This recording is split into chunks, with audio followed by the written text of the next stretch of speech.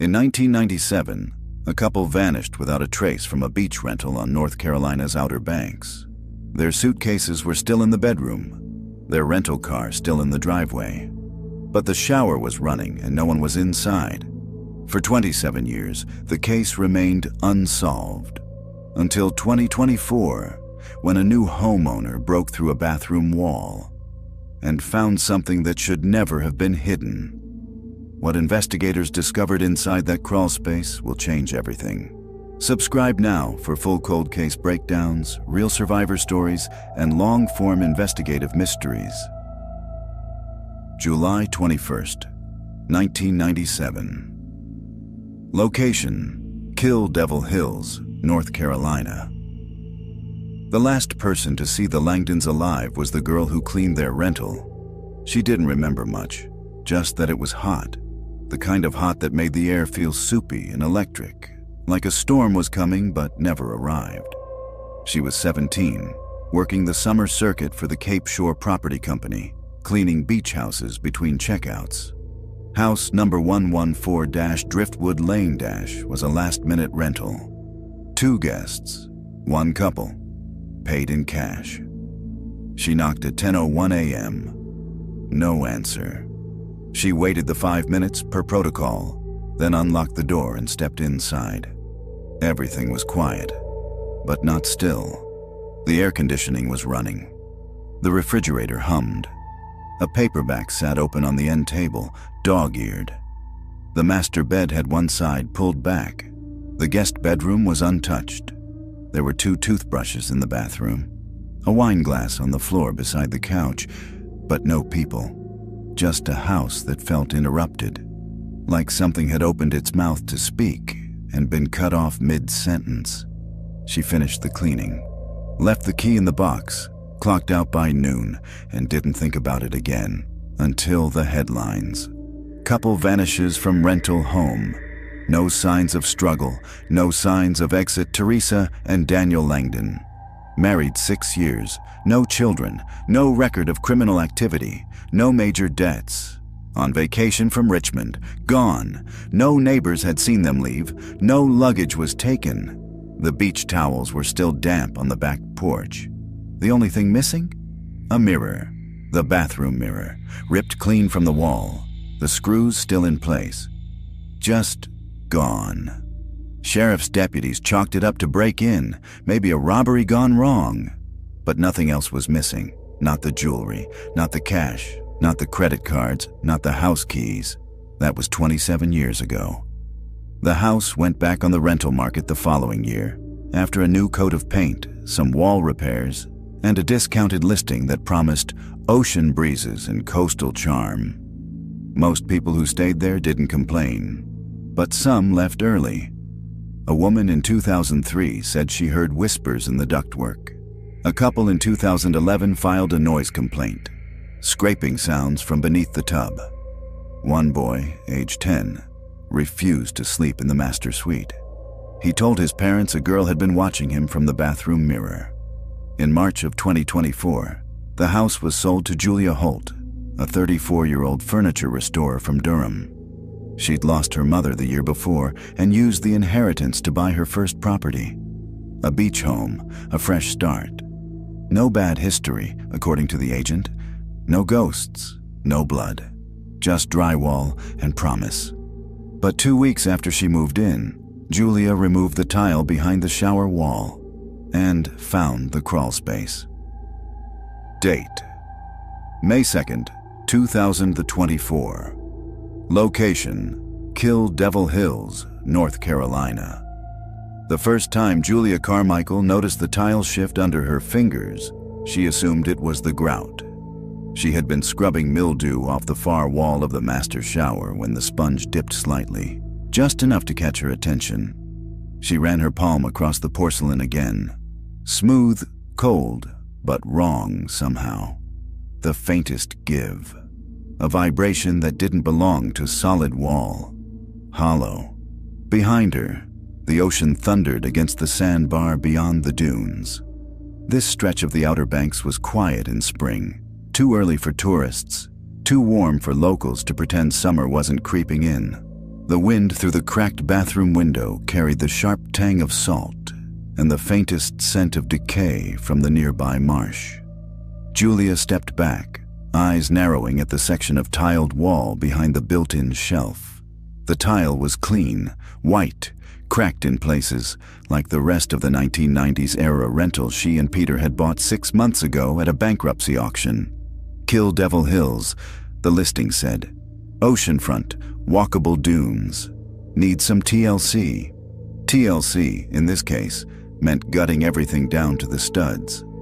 She grabbed her phone off the sink counter and took a photo of the tile, just in case she needed to show the contractor later.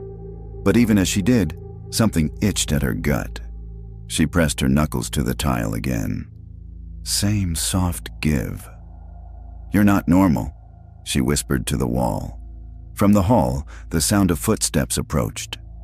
"Jules," Peter called. "Did the plumber ever show?" "Nope," she said, setting the sponge on the edge of the tub.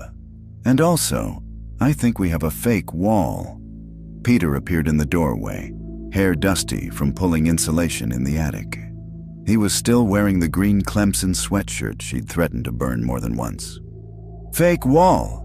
Julia nodded toward the tile. "It flexes."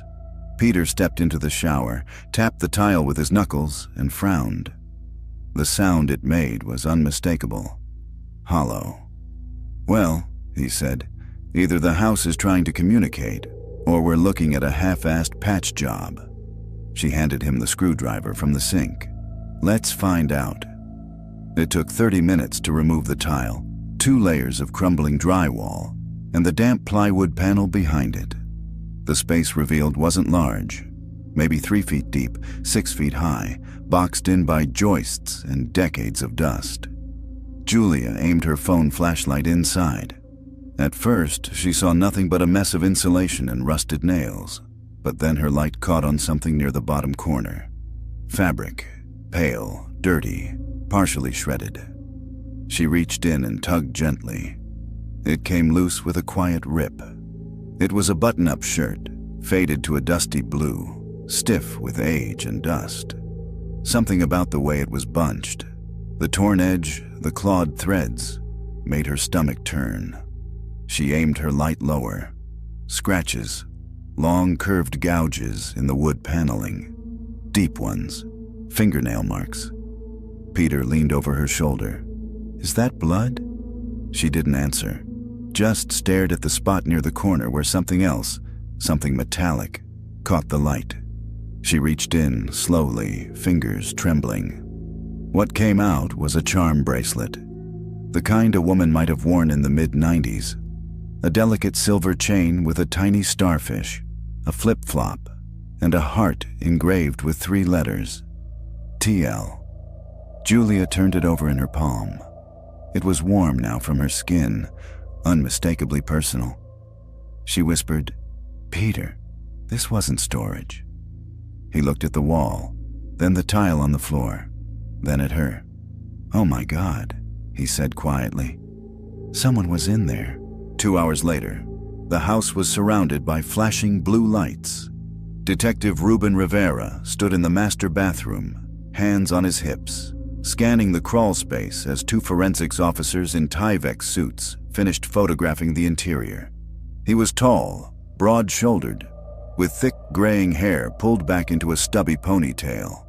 His eyes were heavy-lidded but alert, and when he spoke, it was with the quiet precision of a man who had no interest in wasting breath. "Langdon case," he said, almost to himself. Julia, still wearing paint-stained jeans and a hoodie, stood just outside the bathroom door, arms folded tightly. "What case?" Rivera turned to her. "Teresa and Daniel Langdon. Vanished from this house in 1997. Tourists. Richmond, Virginia. The rental owner reported them missing when they didn't check out. Car still in the driveway, clothes in the closet, shower was running." Julia swallowed. "What happened to them?" He shrugged. "That's the thing. No sign of struggle, no signs of forced entry. Just gone." She felt suddenly colder. "And you think this crawl space?" Rivera stepped back out into the hallway, pulling a small ziplock from his jacket. Inside it, the charm bracelet. Her initials were Teresa Langdon, he said. This bracelet was mentioned in the original report. She was wearing it the night they disappeared. Peter appeared behind Julia, face pale. So what now? Rivera's eyes flicked from the charm bracelet to Julia, to the open cavity in the wall behind them. Now, he said, we dig. If the rest of that space is untouched, and that blood belongs to one of them, this house just became a crime scene. He turned to one of the forensics officers. We'll need to scan the adjacent walls, pull thermal, look for irregular voids. If there's one crawl space, there could be others. By sunset, the house had been sealed. Julia and Peter stood on the edge of the dunes as the crime scene team packed up for the night. The breeze carried the smell of salt and something else, the faint, coppery tang of old blood. She stared at the house, her house, now lined in yellow tape. Peter put an arm around her. You okay? She nodded slowly, but her voice was flat. That tile was holding a secret for almost 30 years. He glanced back at the bathroom window. What kind of secret? She didn't answer right away. But in her mind, she saw the scratches on the wood, the torn shirt, the bracelet, and she knew what had happened here wasn't just an accident. It was deliberate, controlled. Someone had trapped them there, and maybe someone had watched. May 3rd, 2024 location, Kill Devil Hills, North Carolina. The morning after the discovery, the house was no longer theirs.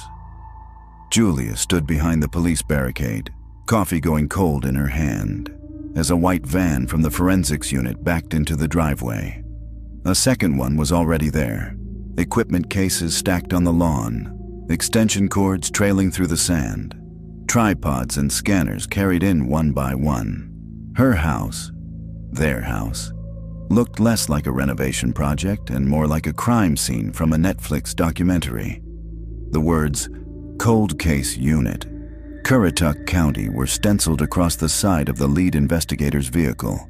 Detective Rivera stepped out.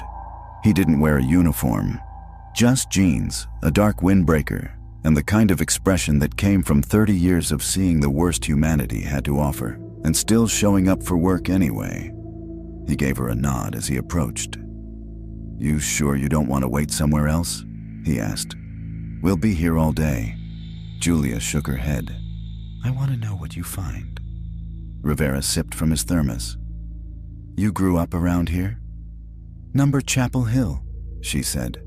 My husband and I bought the house as a flip project. We were going to Airbnb it by summer. Thought it'd be a fun side thing. He nodded slowly, then turned toward the house. Hell of a welcome. The crawl space was larger than it looked at first glance. Once Rivera's team broke through the inner panel and cleared away the rotted insulation, it revealed a box-like cavity, about 4 feet deep and running the length of the master bathroom wall.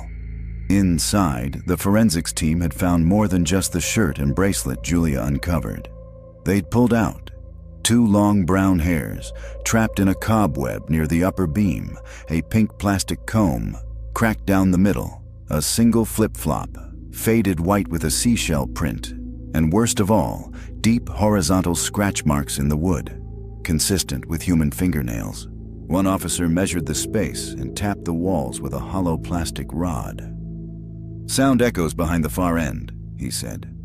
Could be a secondary void. Rivera nodded. Scan it. A portable ground-penetrating radar unit was wheeled into the bathroom, its dish-like scanner aimed at the remaining walls. The tech operated it in silence, watching lines flicker across a tablet screen. After 2 passes, she spoke. There's another cavity behind the far left wall, smaller, vertical shape, roughly 5 feet tall, maybe 18 inches wide. Rivera turned to her. You saying there's another chamber? Not exactly. Could be a structural defect, but there's a distinct density difference. She tapped the screen. And here? Metal objects, irregular size, could be wiring, could be nails, could be something else. Rivera crouched near the base of the wall and looked at the tile. This was meant to be hidden. He straightened and looked at his team. "Get me a drill and a microcam. We're going in." Julia watched from the living room as the wall camera snaked into the second void. The team had bored a hole just wide enough to slip the fiber optic lens through. The image on the tablet was grainy, greenish, lit only by the device's onboard LED. What it revealed made Rivera exhale sharply. A mirror. A full-length one, mounted behind the wall, facing into what looked like a narrow, soundproofed chamber. The image reflected the glow of pink wallpaper, peeling edges, a plastic vanity set, a small mattress on the floor, stuffed animals lined along the baseboard. It was a hidden room, a child's room, built inside the wall. Julia stepped forward. That wasn't on any blueprint. Rivera didn't respond at first. He just stared at the screen. Then he said, "We've got a reconstruction basement in Durham. I'm having this wall removed, section by section, carefully. Everything's evidence now." He turned to her, gently but firmly. "Ms. Carmichael, I'm going to have to ask you to vacate the house until this investigation is complete. We'll arrange a place for you and your husband. The state can reimburse for loss of use." Julia swallowed. "Is that a child's room?" Rivera gave a slow nod. "Yeah. And this is still the Langdon case? It was a couple that went missing in this house. But what we just found might not be just about them anymore." Back at the precinct, Rivera laid out the Langdon case file on the long metal table in the cold case room. The file was thinner than it should have been. 2 missing persons. No bodies, no blood, no physical evidence, nothing but photographs, a short witness list, and a few oddities in the original scene report. Oddity 1. The couple's luggage was found in the bedroom, unopened. Oddity 2. The shower had been running for at least 6 to 8 hours before discovery. Oddity 3. A smell of bleach lingered near the drain, but no chemical traces were preserved. He flipped to the witness interview with the housekeeper, Delilah Boone. She had found the scene. The report noted that she was visibly disturbed by the silence. Claimed she heard something that sounded like singing, though no music players were found. She told the responding officer it came from behind the wall, but no one took her seriously. It was marked as subjective auditory stress response. Rivera jotted a note. Interview Delilah Boone. Reassess witness credibility. He turned the page and stared at the final item in the original inventory. Item number 24. Guest journal. Entry dated August 16th, 1997. Content. Storms rolling in. Might stay a few more days. Danny said this place feels too quiet. He tapped his pen against the page. Too quiet. That evening, Julia and Peter sat in a rented motel room 3 blocks from the house. Neither spoke much. Julia had downloaded the 1997 Missing Persons Bulletin. She studied the photo of Daniel and Teresa Langdon on her phone. They looked happy. He had a crooked smile. She was holding an ice cream cone and laughing. The kind of couple who left behind boxes of postcards and souvenirs. Not unsolved cold cases. She zoomed in on Teresa's wrist. The bracelet was there. Same charms, same initials. Peter looked over her shoulder. "That's the one?" She nodded.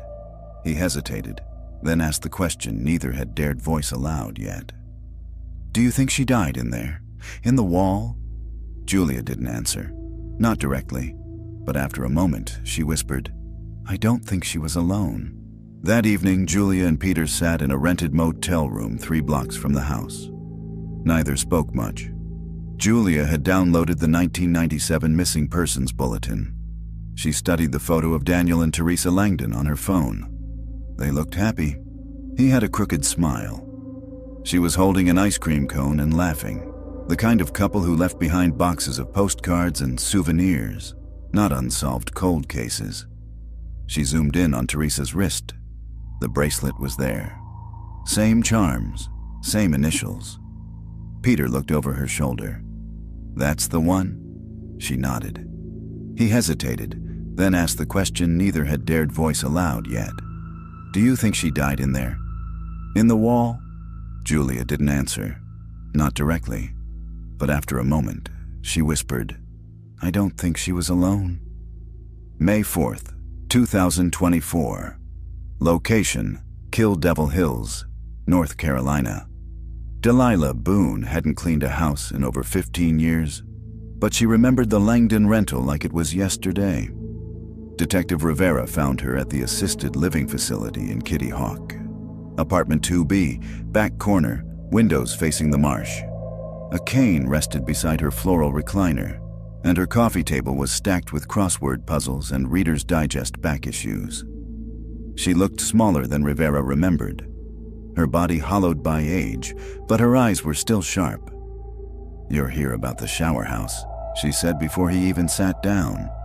Rivera blinked. "Excuse me?"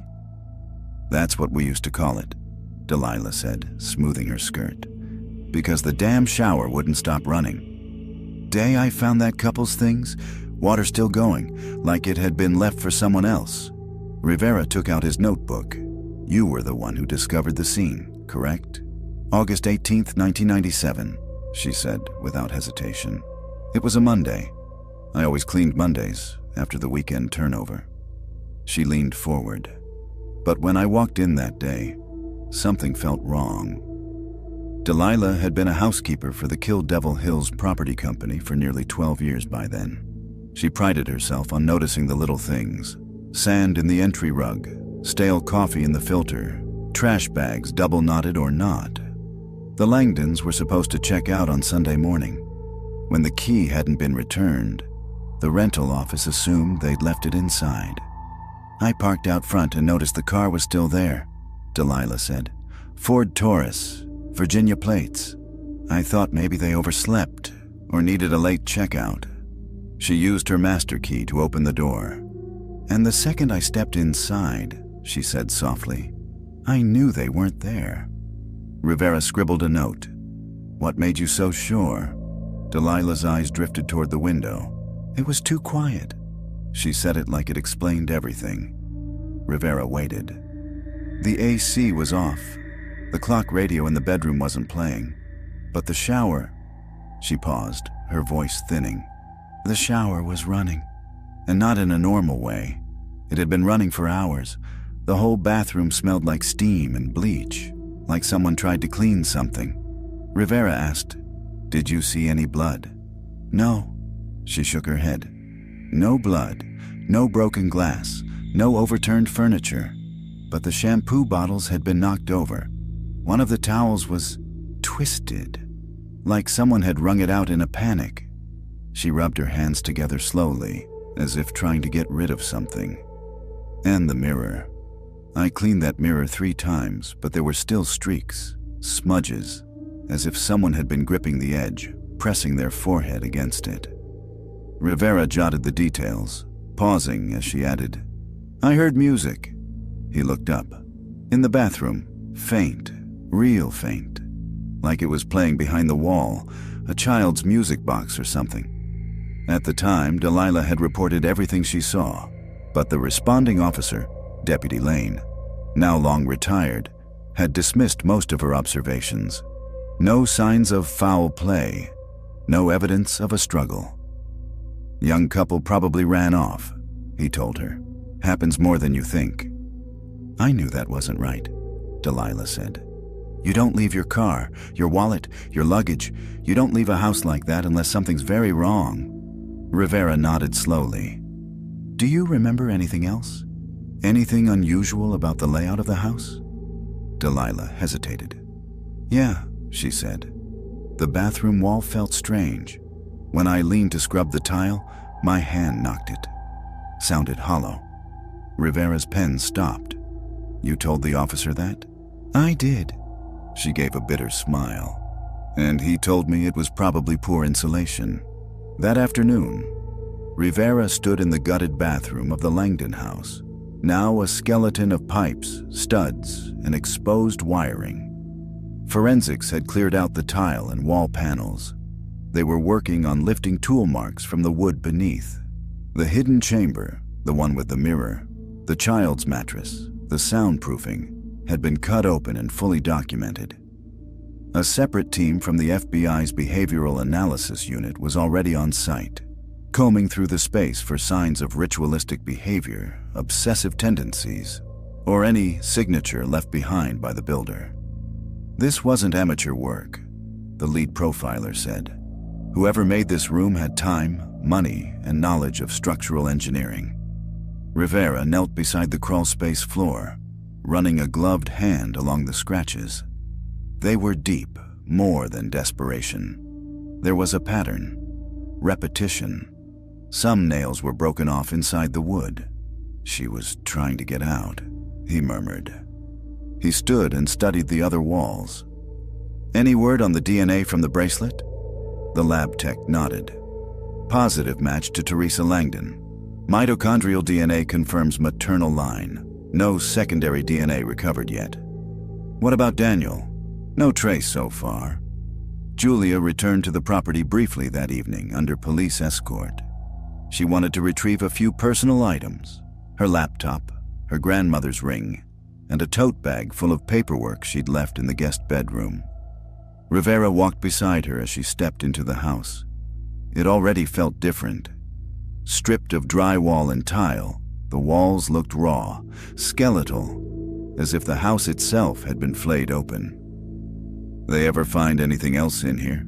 Julia asked, pausing near the master bath. Rivera was quiet. 2 toothbrushes, one female, one male. Blood traces under the female handle. Could be from gum bleeding or something else. She nodded slowly. "You ever get the feeling," she said, "that a house is trying to tell you something?" Rivera's mouth twitched into the faintest of smiles. "I think this one's been screaming for decades." Later that night, in a dim-lit county archive room, Rivera found himself holding a piece of the past he never expected to surface again. It was the rental contract for the Langdons, retrieved from a scanned microfiche record. The original agreement was for 7 nights, August 10th to August 17th, 1997. But a note was scrawled in pencil at the bottom. Extended 3 days, paid in cash, confirmed by PM call, no signature, no initials. The number listed for the extension: a payphone outside the Blue Bucket Motel, 20 miles south, since demolished in 2004. Rivera leaned back. Someone extended the Langdons' stay after they were already gone. And someone wanted them in that house longer. May 5th, 2024. Location: Currituck County Sheriff's Office, North Carolina. Detective Rivera didn't sleep much the night the contract surfaced. He stared at the scanned copy again the next morning under the pale glare of the evidence room fluorescents. The handwriting in pencil on the bottom of the Langdon rental agreement still bothered him. Not just what it said, but what it implied. A stay extended after the couple had vanished, paid in cash, by someone untraceable. But it wasn't the words that held his gaze. It was the faded circle around a scribbled phone number. A payphone, traced back to a long-gone roadside motel. The Blue Bucket, off Highway 158. Leveled in 2004. No security footage, no staff records, no camera logs. Still, there might be witnesses. He picked up the phone and called the archives again. "Do we have anyone who worked at the Blue Bucket in the 90s? The line crackled. "Hang on." A few minutes later, the voice returned. "1. Name's Beatrice Morton. Worked cleaning staff. Lives in Manteo now." Rivera scribbled the address. "Time to knock on more doors." Beatrice Morton remembered the man from the payphone. He was tall, kept his back to the lobby. Always wore the same windbreaker, she said, flipping through her scrapbook of old motel snapshots. Said his name was Mr. Candle Rivera, raised an eyebrow. "Candle?" She nodded. "Weird, right? I don't think that was his real name." He came every couple months. Sometimes stayed in room 9, sometimes just used the phone and left. Did he ever come with anyone? Beatrice squinted. Once. He had a little girl with him. Real quiet, maybe 6 or 7. She had a doll with no face. I remember that. Rivera's pen paused.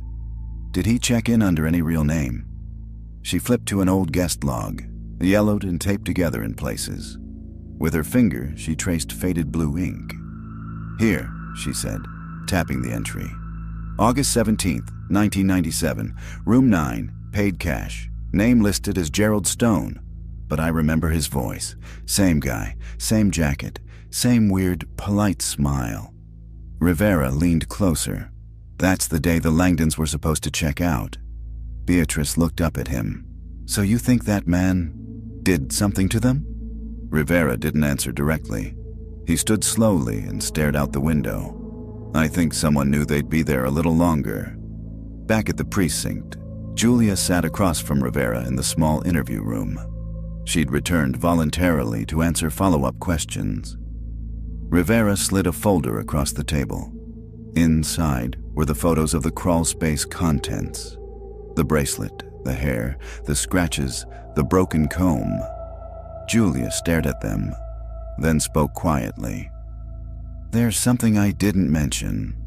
Rivera raised an eyebrow. Go on. When we were ripping out the cabinets the week before all this, I found a stack of brochures. Old ones, like late 90s, early 2000s, tucked way in the back behind a panel. Most were moldy, but one was folded weird, like someone had scribbled in it. You kept it? She nodded, pulling a manila envelope from her bag. Inside was a glossy trifold with a dolphin watching tour advertisement, dated 1997. On the inside flap, in looping handwriting, he says I can't leave yet. He's watching me from behind the mirror. Rivera's pulse quickened. You found this where? In the kitchen, behind the pantry shelves. We thought it was just junk. He scanned the handwriting, then turned to the next page. Another note, this time shakier. I heard someone breathing inside the wall last night. Rivera looked up. This is Teresa. It has to be. The crime lab confirmed it. The handwriting matched Teresa Langdon's signature on her driver's license, retrieved from DMV microfilm. Julia sat in stunned silence as Rivera laid it out. She wrote this during the final days of her stay, which means she may have still been alive, after the official disappearance window. Julia swallowed. Then why didn't she escape? Rivera didn't answer immediately. Instead, he reached into a second folder and pulled out a new photo. Because someone made sure she couldn't. He slid the image toward her. It was a door frame, barely visible behind insulation, discovered during the second wall cavity excavation. And just beneath it, set into the foundation, was a series of iron bolts drilled into the floor. Shackles. Whoever built this chamber, Rivera said quietly, never planned for her to come out. The discovery triggered a full-scale investigation into the original property management company that had operated the house in the 90s. Most employees were retired or scattered, but one name stood out: Gregory Kell, property manager from 1996 to 1998. He handled the Langdons' booking, filed the final missing persons paperwork, and then disappeared. No forwarding address. No tax records after 2001. Rivera pulled an old scanned personnel photo from the archives and compared it to the motel guest log's Gerald Stone signature. It was a match. Gregory Kell was Mr. Candle. On the 5th day, forensics broke through a third sealed chamber. Behind the guest bathroom, wedged into the wall beside the water heater, was another narrow cavity, no larger than a phone booth. It contained a rusted camcorder, a collapsible stool, a cardboard box filled with unlabeled VHS tapes, and a photo, black and white.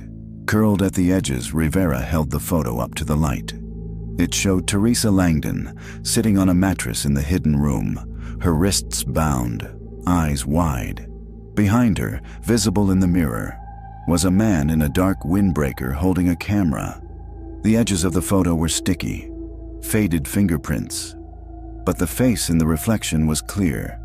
Same angular jaw, same receding hairline, same eyes Rivera had seen in the personnel file. It was Gregory Kell. That night, Julia stood alone on the back deck, watching the waves crash against the shoreline. The house, her house, glowed behind her, stripped of its walls, gutted like a body laid open for autopsy.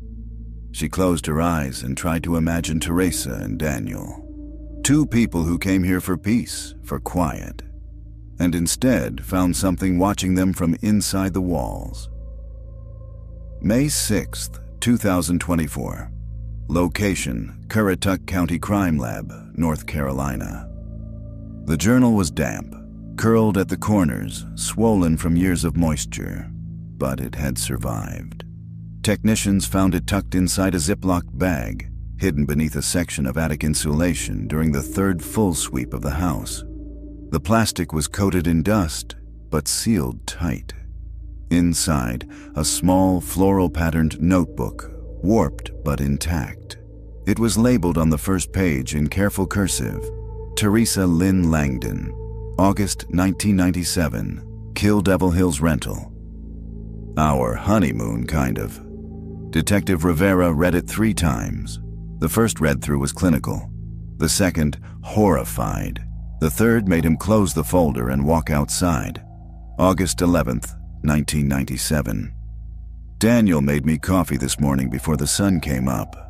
We walked the beach barefoot and laughed at the ghost crabs. I think we both needed this. The year's been hard, but this place is beautiful. Quiet, maybe too quiet. August 13th, 1997. Storm coming. I love it. Feels like we're the only 2 people on Earth. Danny says the AC hum keeps him up at night. He tried unplugging it, but it's hardwired. The bathroom light flickers sometimes. I keep thinking someone's moving behind the glass. Shadows. Nerves. August 14th, 1997. Something's wrong. Last night I woke up and heard music, like a lullaby, but Danny was asleep. I went into the bathroom and the mirror was fogged, except for one handprint. Too small to be his, smaller than mine. I asked him this morning. He said I was dreaming, but I'm not. I know I'm not. Rivera flipped to the later pages. The handwriting changed, more rushed. Words pressed harder into the page. August 15th, 1997. Danny's acting different. Distant. I caught him standing in front of the bathroom mirror, whispering to himself. When I asked what he was doing, he said, listening. He hasn't touched his food, doesn't sleep. I tried to leave the house for a walk this morning, but the deadbolt was relocked. From the outside, he swears he didn't do it. But who else could? August 16th, 1997. He's gone. I woke up and the bed was empty. His things are here, his shoes, his wallet, but no Danny. I've searched the whole house. I thought I heard him in the shower, but the water was cold. There was no one there, only the mirror. I think something's inside it. Rivera pushed the journal across the table toward Julia, now seated beside the lab's evidence coordinator. She hesitated before picking it up. This was hers? She asked softly. Rivera nodded. Confirmed by handwriting analysis and residual skin oil matches, the bag preserved more than we expected. It's authentic. Julia began reading. With every page, her expression darkened. These aren't just paranoid notes, she whispered. She was being watched. Rivera pulled a second photo from the file, the hidden crawlspace mirror, recently removed from the cavity for testing. Glass was two-way, he said. Standard observation mirror, the kind used in old interrogation rooms, installed from inside the wall. Whoever built it could see her. Julia's stomach turned. She thought Danny was watching her? We don't think it was Danny. Not then. Maybe not ever. In a separate envelope found beneath the same attic panel, Forensics had recovered 3 Polaroid photographs, all taken in the hidden room. One showed the mattress. One showed a tray of food, peanut butter and jelly, apple slices, a bottle of water, and one showed Teresa, asleep under a thin pink blanket, her head turned away from the lens. On the edge of the final photo, someone had written in black marker, "Still beautiful, still mine." Rivera met with FBI profiler Dr. Lorna Hecht at the edge of the sealed scene later that day. "This is organized behavior," she said, flipping through the materials. "Meticulous, control-oriented. Probably someone with a carpentry or facilities background. No forced entry, no weapon, just psychological domination and environment control." "You think Teresa was kept alive?" Hecht nodded. "For a time. The notes suggest extended captivity. And the tone, she's not just scared. She's confused. That confusion? That's a tool." "What about Danny?" Rivera asked. "She never described seeing him again." "Possibilities. He left. He was killed. Or he was transformed, coerced, like she feared." Rivera folded his arms. "So she might have been trapped alone, feet away from help?" Dr. Hecht looked up at the gutted wall, its beams exposed, wires hanging like veins. "She might have been inches from rescue, and no one knew." That night, Julia couldn't sleep. She sat in the motel bed, laptop open, combing news archives for any mention of the Langdons. There were old headlines: "Couple vanishes from beach rental. No trace in Killed Devil Hill's disappearance." A few grainy photos. A candlelight vigil. But nothing beyond that. Then, buried in a 1999 editorial, she found something chilling. Local contractor Gregory Kell, who worked briefly for the now-defunct Cape Shore Property Company, declined to comment on the disappearance but said, "People come here to disappear. Some just do it better than others." She stared at the quote. Kell wasn't just hiding the truth. He was proud of it. May 7th, 2024. Location, Kill Devil Hills, North Carolina. The sound came at 2:11 a.m. Julia sat upright in the motel bed, heart racing, unsure at first whether she dreamed it until it came again. A metallic click, followed by a faint wheeze, like air pushing through a narrow passage. She turned toward the bathroom. The vent cover above the sink was rattling. Peter stirred beside her. "What is it?" She didn't answer, just stared at the slotted metal vent, waiting for it to move again. But it didn't. Still, she got out of bed, crossed the carpet in bare feet, and stood on the edge of the tub to reach it. It wasn't loose. It wasn't even properly attached. She unscrewed it with the heel of a butter knife from the kitchenette drawer. And inside, tucked just past the lip of the ductwork, was a micro-cassette recorder, covered in dust, but intact. The next morning, she brought it to Rivera. He examined the device under gloves, noting the corrosion and brittle tape spool. But when he popped in new AA batteries and pressed play, the reel turned. A hiss, then the quiet thump of footsteps, and then a child's voice. "I'm still in here." Julia's skin went cold. Rivera turned up the volume. The tape crackled again. A man's voice came next, low, strained, but familiar. "Teresa, please stop screaming. They'll hear us," she gasped. "Was that—" Rivera nodded. "Daniel Langdon." The voice continued. "I told you not to fight. You'll make it worse. Just stay in the princess room. Do what he says." Julia's hands trembled. "The princess room. She mentioned that in the journal." Rivera leaned back. "We have something else." He pulled a manila envelope from the folder and slid it toward her. Inside was a printed transcription of the microcassette. 35 minutes of stuttering fear. Muted sobs. Daniel's voice breaking under pressure. By minute 19, the tape turned darker. "He comes at night now. I hear the screws turning. He watches us through the vent. Teresa won't eat. She won't speak. I think she's gone in her mind.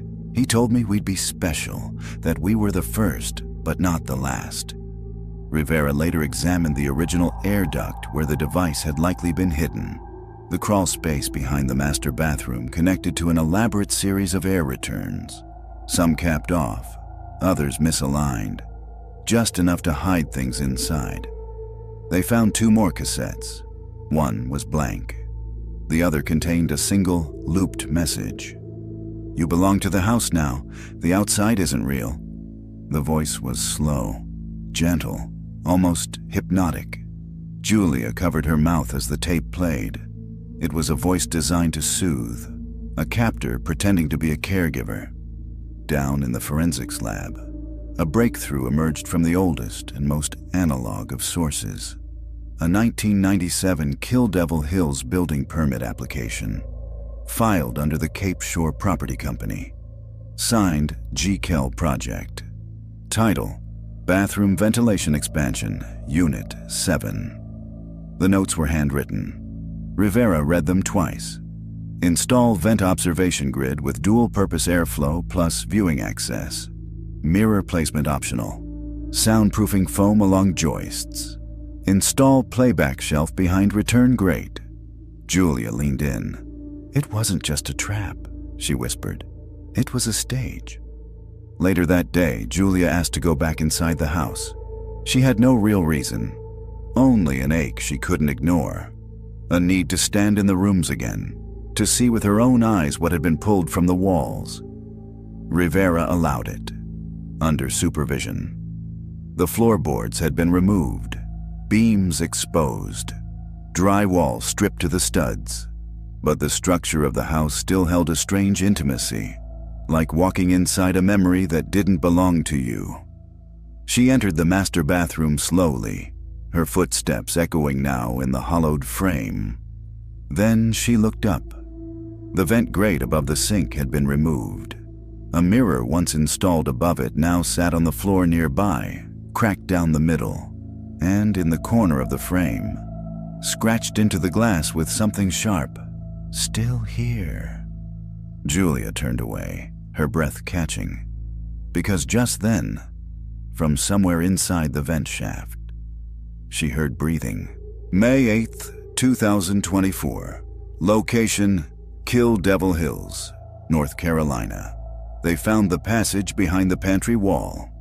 It wasn't visible to the naked eye, at least not right away. The outline had been disguised beneath layers of drywall, painted over in a floral coastal pattern that matched the rest of the 1990s-era kitchen. But a trained forensic team knew what to look for.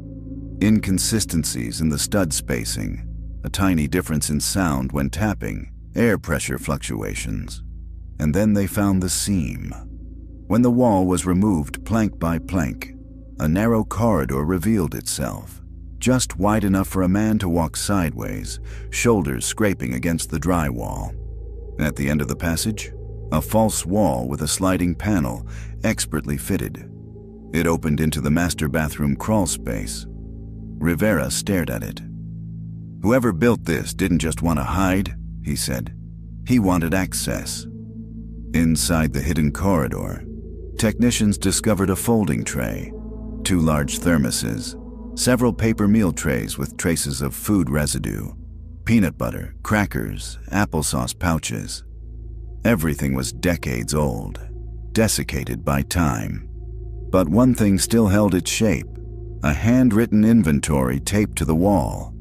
Each entry dated, labeled Meal 1, Meal 2, all the way to Meal 62.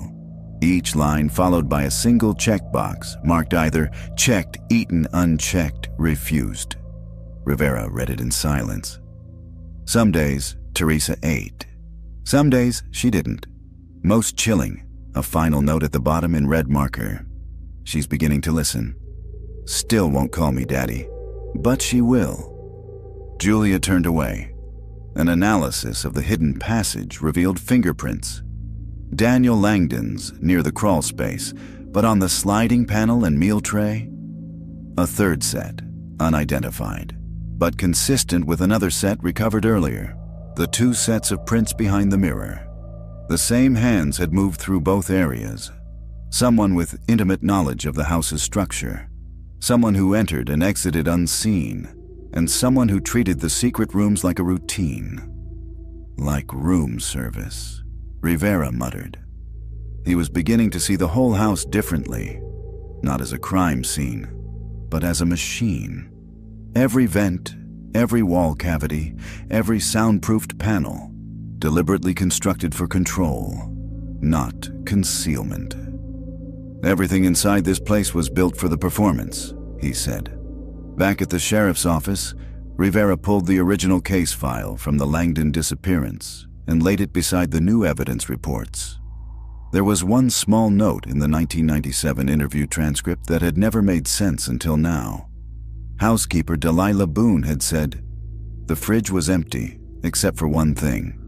A paper tray, wrapped in plastic, sitting dead center like someone had placed it there on purpose." At the time, it was assumed to be room service from a takeout order. But now, Rivera suspected otherwise. He ordered the tray reanalyzed. Within the old plastic wrap, preserved in the folds of a napkin, the lab found a fiber trace that hadn't been present elsewhere in the kitchen. Bright pink. Synthetic. Identical to the fibers found on the mattress in the princess room. It had been moved from inside the crawl space to outside the fridge. A message or a mistake. Later that day, Rivera interviewed the original property manager's assistant, a woman named Melanie Sykes, who had worked for Cape Shore Property Company from 1995 to 1998. She looked nervous when he showed her the old company staff photo. "That's Greg," she said, pointing. "Greg Kell. He hired me, gave me my first office job." "Did you know him well?" "Not really," she said. "He kept to himself, had a lot of personal projects. One time he had me deliver a box of tiles to the rental house, the one on Driftwood Lane." "That's this house," Rivera said. "What kind of tiles?" "Pink ceramic." He said he was remodeling the bathroom for a theme renovation, said the guests liked whimsy. Rivera stared at her. "Did you ever go inside?" She hesitated. "He always met me outside, told me to leave the supplies by the front step." That evening, a cadaver dog team was brought in for a full sweep of the property, particularly the foundation and crawl space beneath the house. Near the northwest support beam, one of the dogs signaled hard. Soil samples were taken. Ground-penetrating radar revealed something small, 6 feet long, 2 feet wide, irregular density. Excavation began at first light. By 8:40 a.m., they had uncovered a child-sized cot, wrapped in plastic, buried beneath 2 feet of compacted sand and plywood scrap. Inside the cot, bones. Small, disarticulated, likely female. The forensic anthropologist spoke quietly. "These aren't Teresa. Too small. These are from a child, maybe 5 or 6. Could be older depending on malnutrition." Rivera stood in silence. "Then we have another victim." Back in the motel, Julia lay awake. She couldn't stop thinking about the meal tray, the notes, the check boxes. Eaten, refused. Eaten, refused. It wasn't just tracking her behavior. It was a record of compliance. Someone had been testing Teresa's will, measuring her submission, grooming her through hunger, deprivation, psychological isolation, and now, maybe, doing the same to a second victim. She sat up and looked out the motel window at the house. From here, it was just a shadow on the edge of the dunes. But she swore she saw movement in the upper vent. May 9th, 2024. Location, Currituck County, Grandy, North Carolina. The Blue Bucket Motel was long gone. In its place stood a Dollar General and a vape shop, the sign still tilted from a recent storm. The motel had been demolished in 2004 after repeated safety code violations and rumors no one ever put on paper. Runaways, break-ins, a missing girl from room 9. But the land still remembered. Rivera stood in the parking lot beside a county historian, holding a scanned blueprint from 1996. Unit 9 had faced east. It had 2 vents, 1 window, and a mirror closet retrofitted in 1997. That same year, Gregory Kells stayed there under the alias Gerald Stone. 3 times, twice alone, once with an unknown child. The motel logs listed the child as Kay Lane, age 6. No last name found in the records. No guardian ever confirmed. Rivera turned to the historian. "You have photos of the room?" She nodded and pulled out a laminated page. The image showed a plain, sun-bleached room with cracked wallpaper and an analog TV bolted to the dresser. But there, tucked into the corner above the vent, was something small and black. A hidden lens. Rivera leaned in. "Is that what I think it is?" The woman nodded. "Cheap spy cam. Used to sell them at Radio Shack. Most motels installed real ones for security. This one? It wasn't in the official plan, not even wired to the front desk." The implication was clear. Room 9 wasn't a motel room. It was an audition room, a controlled space where Kell could test behavior, monitor reactions, measure fear, practice. And the house Julia bought? That was the final performance. Later that afternoon, Rivera tracked down a surviving piece of the original motel. A former maintenance worker, now 71, named Hank Dillard. Hank met him at a diner off the highway, sipping black coffee and avoiding eye contact. "You worked room 9? Rivera asked. "Sometimes." "You remember Kell?" Hank's jaw tightened. "Yeah, thought he was a little too polite. Always said thank you, always tipped in exact change." Rivera slid a photo across the table, one of the Polaroids from the crawl space, showing Teresa bound and half asleep, with the mirror behind her. "You recognize this room?" Hank studied it, then nodded once. "That ain't the beach house. That's the motel. Look at the baseboard. And that mirror? I put it in." Rivera felt his pulse quicken. "You installed that mirror?" "Yup. Kell had it delivered special. Told me to mount it tight, no light gaps. Said it was for his guest project." Rivera leaned forward. "Do you know who the girl was?" Hank's face fell. He didn't answer. Instead, he reached into his jacket and pulled out a stained, folded envelope. "I ain't proud of this," he said. "But I took something before the place was torn down, found it under the sink." He handed it over. Inside the envelope was a photo, black and white. It showed a young girl, maybe 6 or 7, sitting cross-legged on the motel bed. Her face was turned, blurred in motion.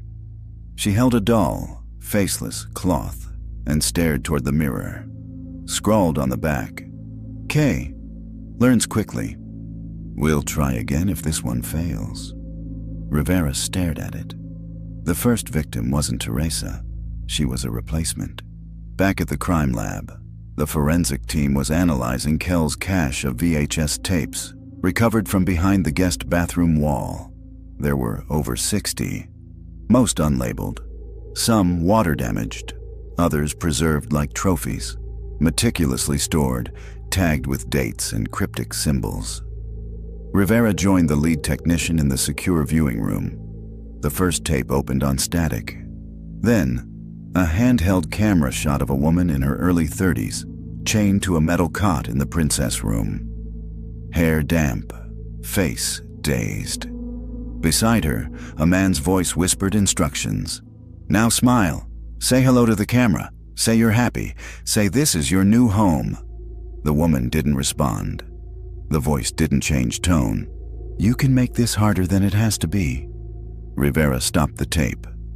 "What date was this?" he asked. The tech checked the timestamp. August 19th, 1997, 2 days after Teresa was reported missing. Later, Julia stood with Rivera in the shell of her bathroom. No walls, no mirror, just beams and the jagged wound where the crawl space had once been. "This was never a house," she said. "It was a studio." Rivera nodded. "Built for performance. Engineered for silence, every vent was an eye, every mirror a one-way window. Julia's voice dropped, and no one knew. No one looked, he corrected. They assumed the Langdons left. They assumed Teresa ran, but she didn't. He looked around the room, then back at her. She was right here, waiting. May 10th, 2024. Location: Kill Devil Hills, North Carolina. They found the blueprint sealed inside a wall cavity, wrapped in a waterproof sleeve behind the utility closet. It wasn't just a building schematic, it was a map of control.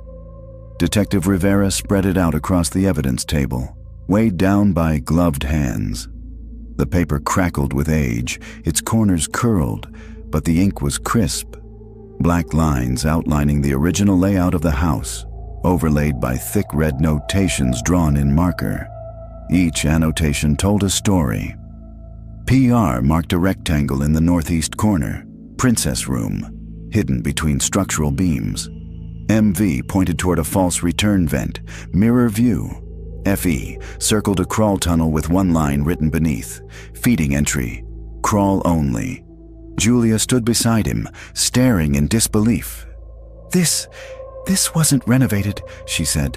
It was designed. Rivera nodded. Everything, from the inside out. In one corner, someone had sketched a crude diagram of a human figure lying down, surrounded by walls. Beneath it, a single word: acceptance. A structural engineer was brought in to examine the hidden passageways. He confirmed what Rivera already suspected. The modifications were intentional, not retrofits. Hidden entrances were reinforced. Air ducts widened. A second layer of insulation had been added to muffle movement. "I've never seen anything like this outside of military containment," the engineer said. "It's not just concealed, it's engineered for silence. A fortress of soundproofed horror." The next discovery came buried beneath the floorboards of the guest bedroom. While removing a section of warped wood, the forensic team uncovered a metal lockbox, rusted shut.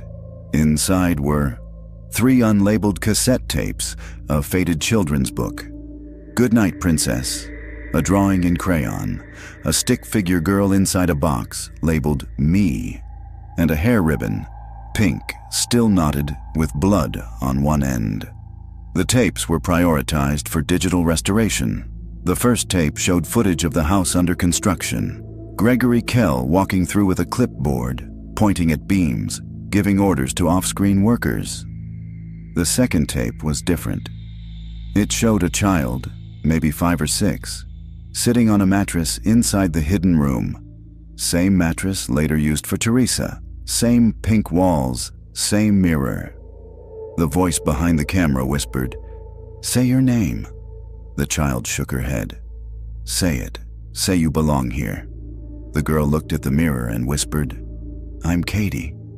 Rivera froze. Katie. The same name scrawled on the back of the motel photo. Kay learns quickly. DNA pulled from the ribbon matched a 1996 missing child case from Chesapeake, Virginia. Caitlin Lane, age 6, reported missing after being abducted from a grocery store parking lot. Her case had gone cold in under 2 weeks. No leads, no suspects. Rivera stared at the VHS tape image, frozen on her face. Katie had been the first. Teresa was the second. The house had 2 graves, and maybe more. Julia returned to the house with Rivera later that day under controlled access. She walked slowly through the exposed bones of the house, arms folded against her ribs. Every creak of the floorboard felt like a breath. Every exposed beam a fingerprint. In the guest bathroom, they discovered something else. A hidden chute behind the medicine cabinet, connecting to a box-shaped void below. It was where used items had been dropped. Worn clothing, food wrappers, broken utensils. But one thing hadn't degraded. A Polaroid photograph wrapped in tissue paper. It showed Teresa, eyes open, hand on the mirror. On the back, written in red ink, "She still resists." might need replacement. At headquarters, Rivera reviewed the timeline. Katie Lane, taken 1996, last seen in Norfolk, Virginia. Gregory Kell, moved to Kill Devil Hills that same year. Teresa Langdon, disappeared 1997, house sold 1999 after Kell vanished. Property left dormant until 2023. But the gap that haunted Rivera came after. No bodies had been recovered, only bones. He stared at the cot unearthed from the crawl space, the one with child-sized bones. "We never found Teresa," he said aloud. "Only Katie." Julia looked up from the blueprint, voice quiet. "Then where is she?" They searched the walls again, infrared and thermal imaging. And finally, behind a sealed drain pipe under the floor joist in the master bath, they found a sealed PVC tube buried horizontally in the slab. Inside, another VHS cassette. Its label read, TL Final, May 11th, 2024. Location, Currituck County Crime Lab. North Carolina. Rivera watched the screen in silence. So did Julia. So did the rest of the forensic team, crowded behind one-way glass as the VHS tape labeled TL Final spooled into motion. The image flickered, then focused. A mirror, cracked at the edges. Foggy, and behind it, a man, his face half obscured by shadow. But the voice was unmistakable. "You wanted answers." He leaned closer to the glass. "So here they are." Gregory Kell, age 47 at the time of the recording. Shirtless, hair matted, he looked thin, unwell, as though the house had started to consume him too. People think you can just walk through life without being seen. Not true. People see everything. They just don't know what they're looking at. He tilted the camera. The angle changed. Now it showed Teresa Langdon, curled up on the mattress in the princess room, barely conscious. She stopped fighting 2 days ago, stopped asking for Daniel, stopped asking about the beach. Now she listens, but I don't think she's ready. The camera turned again, back to Kell. "I built this house for them, but people don't appreciate what you give them, not until it's too late." He walked toward the camera and adjusted the focus. "This will be my last entry." The tape cut to static for 6 full seconds. Then, black and white night vision. Kell standing in the crawl space, speaking into the lens. "I sealed her in, fed her, taught her. She still won't call me father, but she stopped screaming. That's enough." Another cut. Now Kell is sitting in front of the princess room mirror. The glass is fogged with condensation. He drags a knife across his palm, letting blood pool in his hand. "If no one sees you, maybe you're already gone." The final segment is the longest. It shows Teresa sitting against the back wall, dazed, barely breathing. Kell's voice, off camera, asks, "What are you now?" A long pause, then Teresa whispers, "Not me." He asks again, "What do you want?" Her voice shakes. "Out." The tape ends with the camera placed on the floor, facing the mattress. No movement, only breathing. Then darkness. Julia turned away from the screen. Her eyes were wet, jaw clenched. "She survived longer than anyone thought," she whispered. Rivera nodded. "Weeks, maybe months, until he either killed her or she escaped. Or someone helped her," Julia said. "Daniel." Rivera shook his head. "No trace. No second body. And we still haven't found Kell." But they found something else. In the back of the princess room, tucked into the far left corner of the wall, beneath insulation, sealed behind painted drywall, was a glass jar. Inside, a folded note, written in rushed, fading ink. Rivera read it aloud. "If anyone finds this, my name is Teresa Langdon. I'm 33 years old. I came here with my husband, Daniel. He is gone. I don't know if I'm alive. I don't know if this is real, but I am still in here. Please don't leave me behind," Julia whispered. She wrote that after they declared her missing. Rivera nodded. And then he said the part that chilled them both. "There's no date. She could have written it a week after, or a year." DNA tests on the VHS tape in the jar confirmed female skin cells consistent with Teresa's maternal line. The paper note also had Kel's fingerprints on one edge. It meant two things. Teresa was alive long enough to write it. Kel read it and sealed it away. He never wanted her to be found. The investigation expanded. Interpol was notified. A BOLO was issued in 6 states. Rivera stood before the press that evening, delivering what they could confirm. The house was designed to detain and psychologically condition. Multiple victims were involved, including one child positively identified. Gregory Kel was alive in 1997, possibly longer. Teresa Langdon's fate remains unconfirmed. No body, no remains. The case is no longer cold.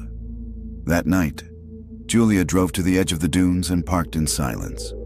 She stared at the house, now cordoned off, the entry boarded, the windows taped with evidence tags.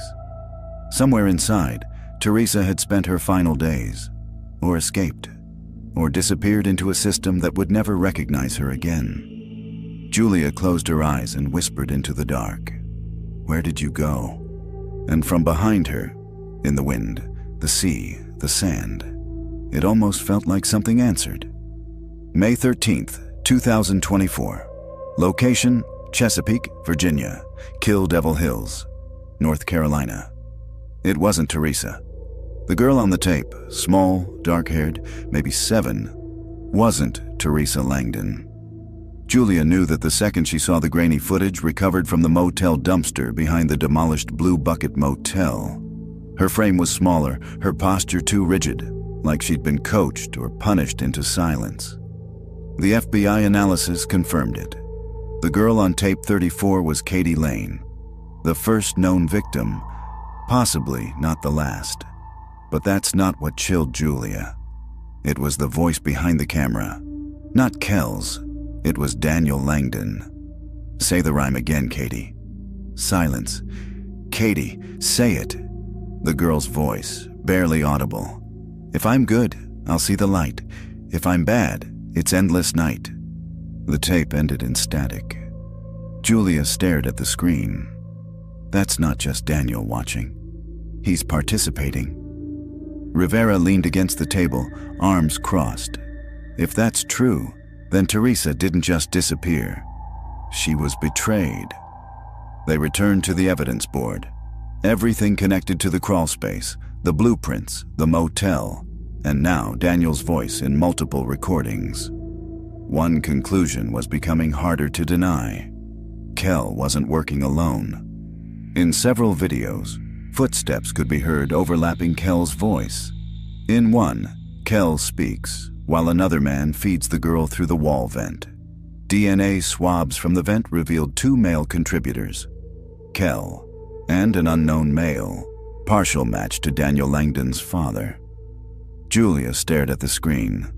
He helped him. Rivera didn't respond, because that meant every headline, every tearful family statement, every false trail for 27 years was a cover. They exhumed Daniel's parents' backyard in Williamsburg. Under the garden shed, buried beneath poured cement, cadaver dogs alerted twice. In the dry dirt, investigators found a rusted toolbox wrapped in tarp. Inside, a VHS labeled Training DL, a woman's earring, and a handwritten confession, half-burned, water-stained, but readable. I told him no, at first, but she wouldn't listen. And he said we could help her, that it was better than the world. He said we were making a home. I didn't think she'd stop talking. And then she did. Signed, Daniel Langdon. Julia didn't cry. She just stared at the page, then at the house. It looked smaller now, less like a monster and more like a mausoleum. One built by 2 men, not one. Kel built the rooms. Langdon built the story. Together, they built the lie. Rivera sat beside her. "We'll find him," he said. She didn't look at him. "Which one?" At 4:11 p.m., a tip came in from a retirement home in Virginia Beach. An elderly man had died the week prior. No ID, no relatives, no medical records. But in his belongings, a set of drawings, all of the same room. Pink walls, one vent, no windows. At the bottom of every page, TL still waiting. Rivera and Julia arrived by nightfall. The man's fingerprints were burned off, facial recognition inconclusive. But in his closet was a single tattered object, a stuffed cloth doll. No face, one button eye, the same doll seen in the old motel photos, Katie's. In the chest pocket of the man's jacket was a note. I watched her sleep, for years, but I never stopped hearing her scream. They buried the remains of Katie Lane beside her old elementary school. Dozens of people came. Julia read the eulogy. Rivera stood at the edge of the crowd. Still no sign of Teresa. No body, no sightings, no trace. But Julia believed something now. She hadn't died. She'd escaped, because someone had helped her. Someone not on the tapes, not Kel, not Daniel. Someone else who knew the layout. Someone who sealed off the vent and left one last note in the wall, scratched behind a mirror panel recently discovered during remodeling. She's not gone. She got out, and she's not coming back. May 14th, 2024. Location, Kill Devil Hills, North Carolina.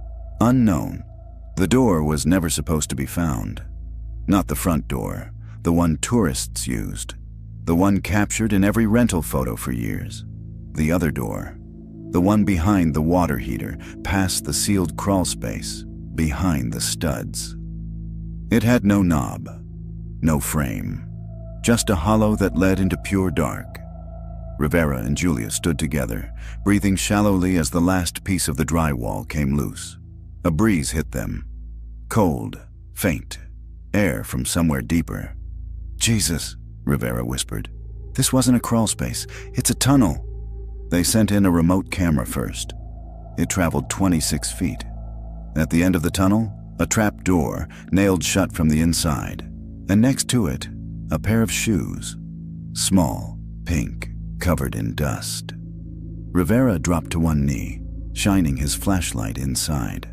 "The treads worn smooth," he muttered. "Someone was walking in them for a long time." Julia didn't speak. She was staring at the wall near the door. Dozens of scratch marks, all at child height. Vertical, countless. Some shallow, others desperate. Beneath them, one word etched in shaky cursive. Out. The trapdoor opened into a buried room, no more than 5 feet wide. It contained a mattress, a broken lamp, a plastic mirror, a rope tether still nailed to the corner post, and a set of pages, diary entries torn from a spiral notebook, most unreadable. Smudged, wet, ink blurred. But one stood out. Rivera held it under the light. "He thinks I don't remember my name. He calls me something else now, but I write it here so I don't forget. Teresa, I count the days. I think I've been here 200, maybe more, but I know he's getting tired. He coughs at night. He doesn't sleep much. He forgets to lock the door sometimes. One day I'll go through it, and I won't come back." Julia looked up. She got out. Rivera nodded slowly, and never looked back. The public wanted resolution. A headline, a name. But there was no Teresa Langdon in any modern database. No fingerprints, no driver's license, no tax return, no death certificate. Rivera started to believe the girl who escaped that house didn't just run. She erased herself. 2 days later, a nurse at a women's shelter in rural West Virginia submitted a report. It was unusual, just a routine intake that never got processed. From 2003, a woman, mid-30s, no ID, gave her name as Tess Rainier, refused to answer any personal questions, stayed 3 nights, never returned. But in the margins of the intake sheet, the nurse had scribbled a note. Patient repeats rhyme under breath. "If I'm good, I'll see the light." Julia sat on the motel bed with that note in her lap. She whispered, She lived. She lived for years. Rivera stood in the doorway. If she's out there, she doesn't want to be found. Maybe not, Julia said. But maybe someone will hear her. Maybe someone else still stuck will hear her story. She looked up at him and realized they can leave too. The case of Gregory Kell was officially marked as a posthumous open file. Daniel Langdon's remains were cremated under federal order with no family to claim them. But the house? The house was burned. Deliberately, publicly, an act of cleansing, of defiance. Julia stood at the edge of the crowd as the flames rose, her face lit orange in the smoke. The princess room, the mirrored vents, the open door. Gone. Later, she returned to the shore, not to forget, but to remember. She brought with her a ribbon, pink, faded, blood-stained. She let it go into the surf. The waves took it, slow and silent. She whispered only 2 words before she turned and walked away. You're free. June 4th, 2024. Location unknown. The woman behind the counter asks for a name. She hesitates just for a second, then says, Tess. Tess Rainier. The clerk doesn't look up, just taps the keys. Room's ready, she says. Checkout's at 10. Tess nods. Takes the key. Room 6. It's small, clean, too quiet, but it doesn't smell like bleach or rot. No hidden vents, no mirrors on the ceiling, just a plain lamp, a soft bed, a window with a working lock.